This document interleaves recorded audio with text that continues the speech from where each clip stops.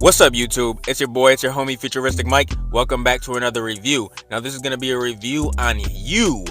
Season 4, Part 1, Episode 1 through 5. Let's go, man. You is finally here, Season 4. I've been waiting so long to watch this because, man, this is one of the best shows to come out of Netflix. I remember the first time I watched Season 1 when it came out, I was blown away by how good this show actually was. And then it got better and better as time went on, in my opinion. And I absolutely loved, when Love was on this show. Season 2, Season 3, Love Quinn, man. I loved her character. Even though I kind of hated her in Season 3, she was definitely different than Season 2. She was doing more killing. She was messing around with Theo behind Joe's back and stuff. So I didn't like her as much in Season 3. But I still miss seeing her, man. We didn't see her at all in Season 4, Part 1, obviously because she's dead. Some people think she's still alive. But I don't know how that would be possible unless that shot Joe gave her wasn't enough to kill her and she escaped the fire somehow. We just gotta keep watching. Maybe she'll pop back up. I'm not sure because we got a little teaser at the end of Part 1.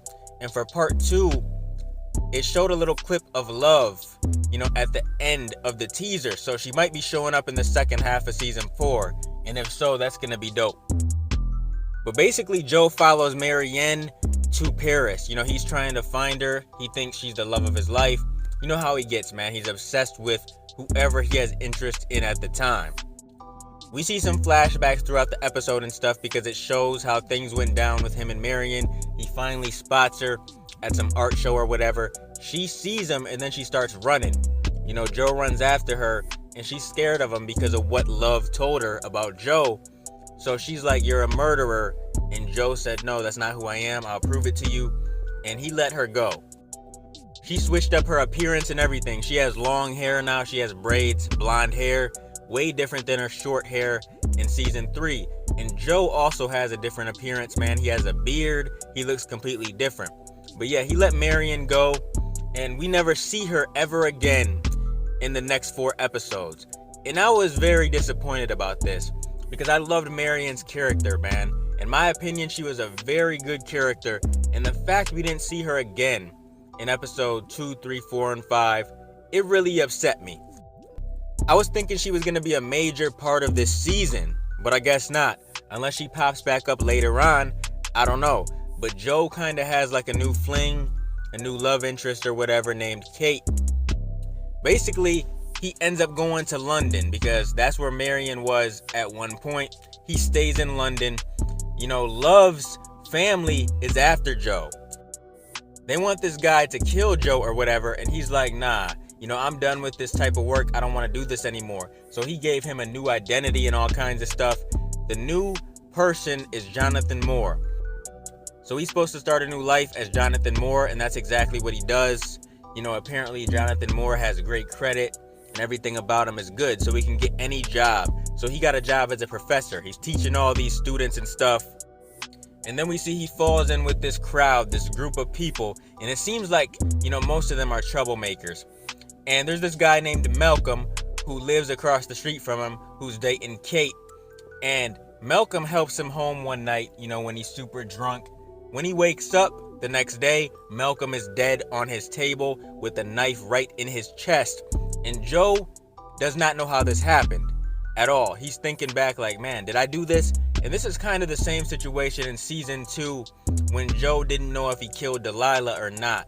It's kind of one of those situations, but he has no clue what happened. He doesn't know if he did it or not. He's trying to put the pieces together, but he can't.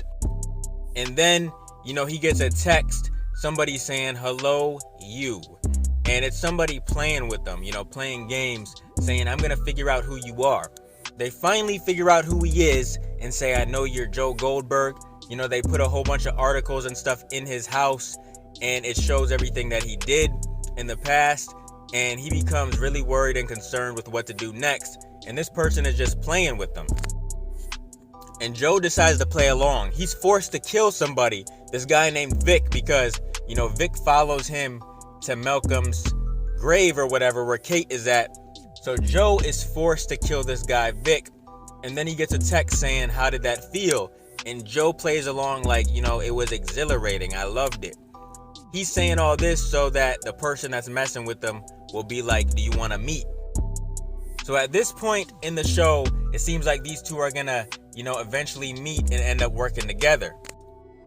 Oh, they meet all right, but it's not in the next few episodes. It's in the last episode of part 1, and we find out who it is.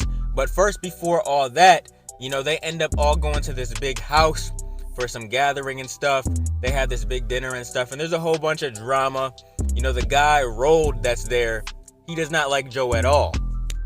This guy Rold is super close with Kate, but he's a creep because Joe goes in his room and tries to find some stuff because he's trying to figure out, who's this sending text to him and stuff.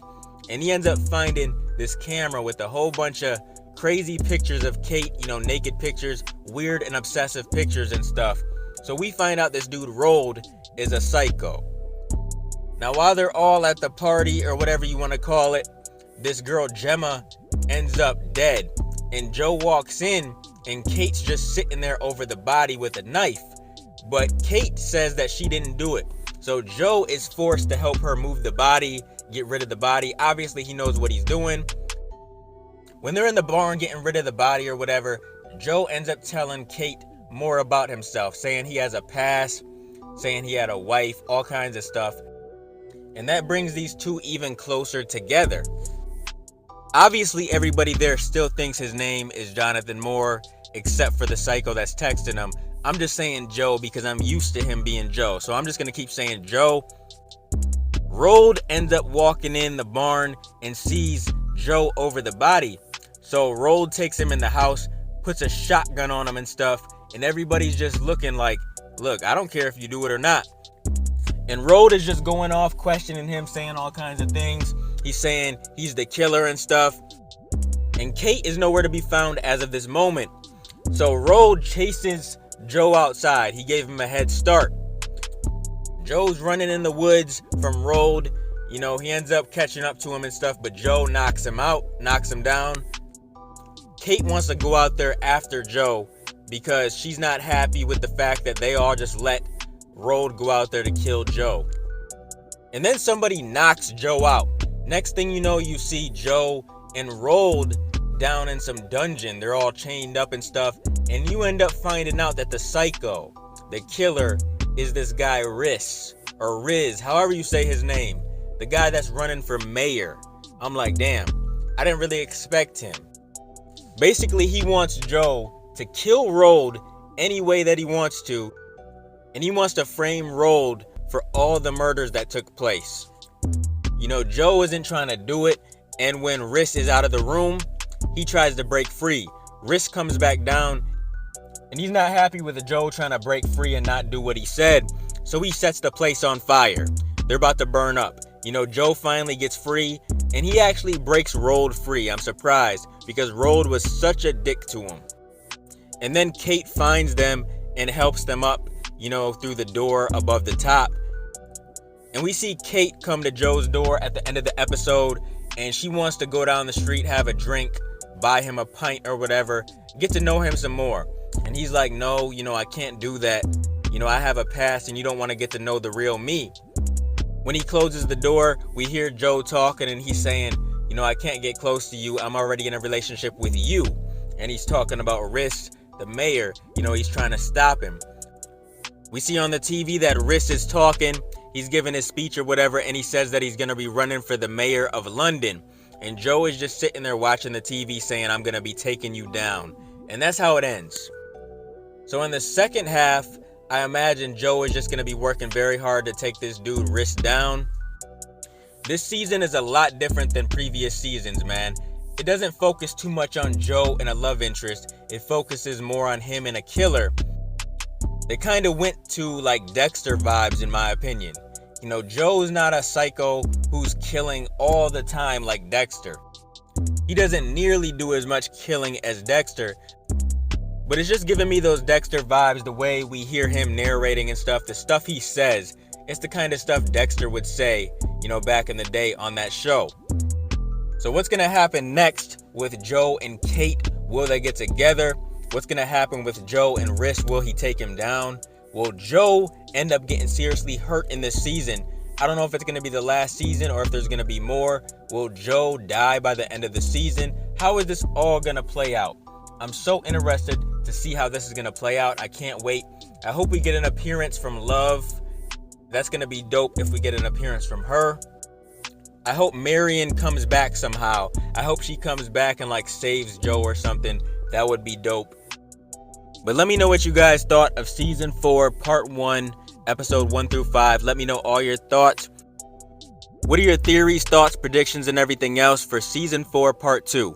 Let me know. Keep supporting your boy, and I'll be continuing to bring y'all content in the future. Make sure you guys like, comment, and subscribe, and smash that notification bell so you can never miss a video. If you guys want to donate to the channel, I got links below to the PayPal and Cash App accounts. Hope you guys enjoyed the video. Let me get out of here, y'all. It's your boy, FuturisticMike, and I'll talk to you on the next one. I'm out. Peace.